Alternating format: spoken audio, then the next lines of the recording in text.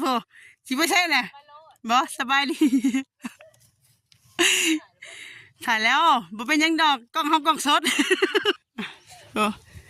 สบายดีเด้ออันนี้บ่เผาเงินลังนี่ฮะไม่เท่าเราไปใส่เลยเป็นไปเข้าห้องหมอ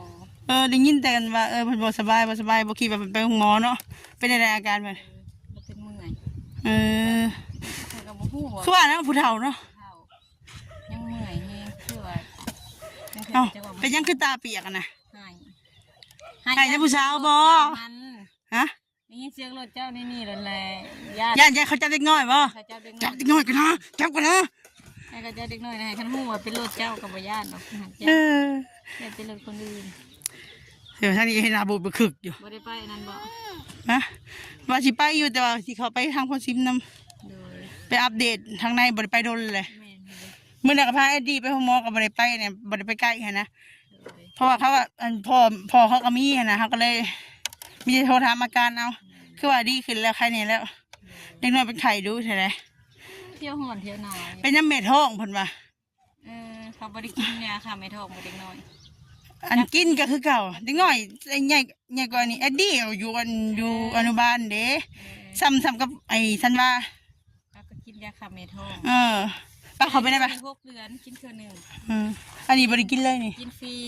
อันนี้บริกินบรรทัดนี่ได้ก็ได้บ่ค่ะบ่ไปกินในบรรทัดนี่ก็ได้ป้าเขาไปหาน้องพามีมาจะเศร้าเลยโดยบ้า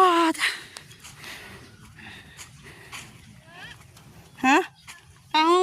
เนาะถูกทางน้องพามีกันในทางสลัดกลับสบายดีอีกรอบเด้อเพื่อนพี่น้องโดยแม่มาเยี่ยมไปเท่าก็เห็นว่าเพิ่นบอกสบายหลายมื้อเลยเนาะก็ว่าสิมาถามเบิ่งอาการเพิ่นเนาะแต่ว่ามีคนอยู่ก็มีแต่สร้างเห็ดแล้วก็มีน้องพามีน้ำพอพี่น้อยมาแต่เช้าแทบมื้อนี้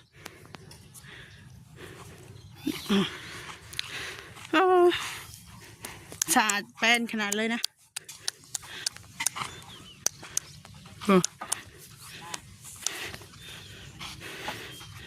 กระติกสาระนำกระติกเอาสบายดีสบายดีแล้วทั้งน่ะข้าลูกไปอยู่เดี๋ยวสบายดีมียังน่ะสิเทปูนหรือเปล่าหาซิว่าใส่กระบุดขัดแผลสบายดีลูกเขินเลยไปหาเล็กบ่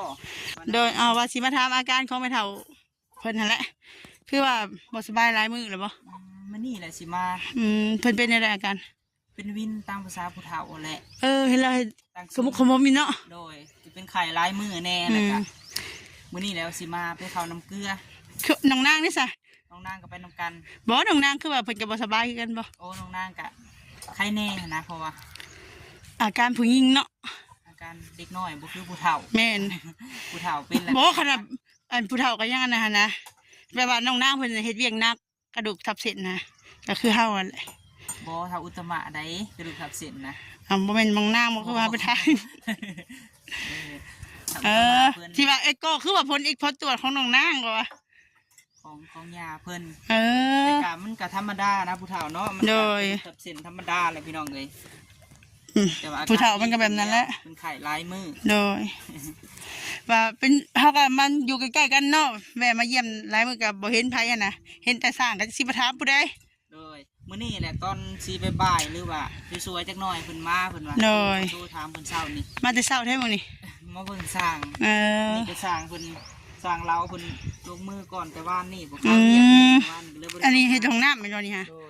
โอ้จักห้องนี่ห้องน้ำนี่ห้องเดียวนั่นแหละกว้างเนาะกะทางห้องอาบห้องอะไรอยู่น้ำกันเลยโดยเพราะว่าห้องบริการห้องมันกระโล่งเนี่ยแต่ถ้าสักเชิงสักกองโดยโอ้ดีใจน้ำลาวเนาะคำอะไรน้องพามีก็ว่าทีมงานน้องพามีพ่อพี่น้องซอยกันเนาะวันนี้เราพามีสั่งทานมาพี่น้องเนาะคือทานมา4 ศอกทานเราเพิ่นละกันสั่งเราประจำหมู่บ้านชายบุญบ่นี่ใช้ผู้หนึ่งไปใช้เลยลูกจ้ะนะไปโรงเรียน คักเนาะดินแล้วแบบว่าแป้นเนาะ โดย นั่นแหละเราจะไปดิน ได้ไปได้เนาะ อันนี้แม่นยังเนี่ย ข้อไก่ เออ โดยก็ประมาณนี้พี่น้องเพราะว่าแท่งน้ำสิได้ยับไปเคลื่อนไปน้อยนึงนะพี่น้องเนาะเพราะว่าให้มันถือกับแต่ค่าของน้ำมันนะเสาละ ให้เวลาฝนตกมันจะน้ำเขาน้ำ น้อยนึงเนี่ยตัดเสาลงให้มันต่ำพี่น้องเลยให้มันถือกับสายค่าของน้ำเพราะว่านี่มันครึ่งกลางเดี๋ยวเนาะบุพมีกระหานใส่แล้วก็สิต่อทอของมาจากของน้ำมาที่เลยพี่น้องเพราะว่าเขาบริกลัว ผลตุ้ยระยะแบบว่าไปนั่งเพราะว่าสรุปลงในห้องน้ำประเทศได้เนาะ เขาเนี่ยพี่น้องเลย ไวเนาะ เดี๋ยวว่าไฟพี่น้องเลยเนาะที่ทำสร้างตื่มอีกเพราะว่ากับว่ามีสิไปซื้อทรายมาแล้วก็สิขอต่อน้ำเสาแหลมประมาณ3 แต่เขาก็สิพานี่ปวดแขนแห้เลยเมื่อให้นี่พอก่อนโดยจะได้ก็ฝาก ขอบใจหลายๆเด้อถือว่ามาเยี่ยมมายามเพิ่นเนาะ ให้เพิ่นเศร้าไว้เด้อ โดยสิบอกสิฝากความหาเพิ่นดอก โดย โดย ได้น้องเคยแล้วบ่เดี๋ยวดิเคยเปิดโตเลย การยังบ่ถึงขั้นว่าน้องเคยหั่นนะยังอยู่ในระหว่างผู้บ่าวผู้สาวอยู่ กำลังเบิ่งกันเนาะกำลังศึกษากันอยู่พ่อพี่น้อง ศึกษาดูใจกันไปก่อน โดยหน้าเขาคล้ายๆกันอยู่เลย อยู่บ่ คืออยู่เลย แสดงว่าเจ้าก็เบิ่งคลิปเขาอยู่ซะว่า เบิ่งอยู่ บ่เบิ่งเนาะ โดย ดีใจน้ำ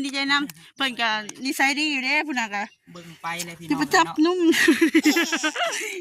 เมื่อคืนจังนึกเลยขอกินนมแม่ บอก เฮาละย่านเอาบ่กล้ากินซ้ กินแล้วเนาะ ำเฮ้ยแขวบักลายเลยจังได้ก็อยู่ดีมีแห้งเด้อไปกัน โด โด ย ย โดย โดยน้องพ่อแม่น้องสร้างสละกันมาเยี่ยมยามทางไปเถาอุตมะเพิ่นพอดีมีแต่น้องพามีกับสางเนาะโดยก็จะได้ก็ขอให้เพิ่นเศร้าไว้เด้อทางสละก็สิเยี่ยมยามเบิ่งทางพ่ออีกนี่นะลูกจากเยี่ยมไปเถาอุตมะแต่ว่าเรายังบ่ทันมาอ่ะสบายดีเด้อแม่เป็นได้อีพ่อฮะ อย่างไปเรากินยาแหละไปได้ อยู่ในน้ำยา อยู่ในยา ปล่อยไปยิงเสียก่อนลูกถ่ายมาได้แบบนี้ฮะลูก เจออีหลานมันไปตะกูลไป อีพอมื้อเช้านี่คือว่าไปซื้อยาแต่เช้าๆไปส่งลูกแต่เช้าๆนะพ่อ คือยามันเต่าขึ้นมันนอนแต่กินลงไปกันเป็นไข้แน่ ใครเนี่ยแบบมัดลิ้นยากที่เก่าอีก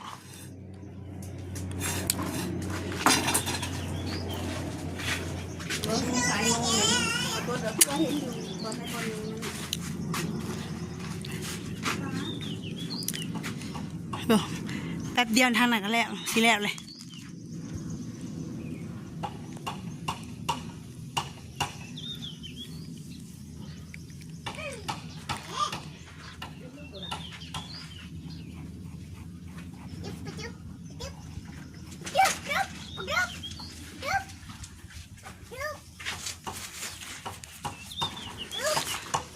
จะไปเงินเหียได้เลยสบายดีลูกยังในมือสติ๊กบอกที่ชอบนี่ใช้บ้างดูอย่ากินเด้อที่ชอบนี่เด้อมันเหนียวได้เลยแม่ไปเวียกหลายอยู่เพื่อนเด้อบ๊ายบายไว้จะดื้อเด้ออย่าสอบไม่เท่าเด้อบ๊ายบายสบายดีไปกันได้ไหมเด้อข้าเจ้าเราคือเสียไปสลักไปเบียกก่อนสำหรับคลิปนี้ก็ขอจบคลิปแล้วขอพี่น้องไว้พอคลิปนะสำหรับคลิปนี้เขาก็ขอสบายดี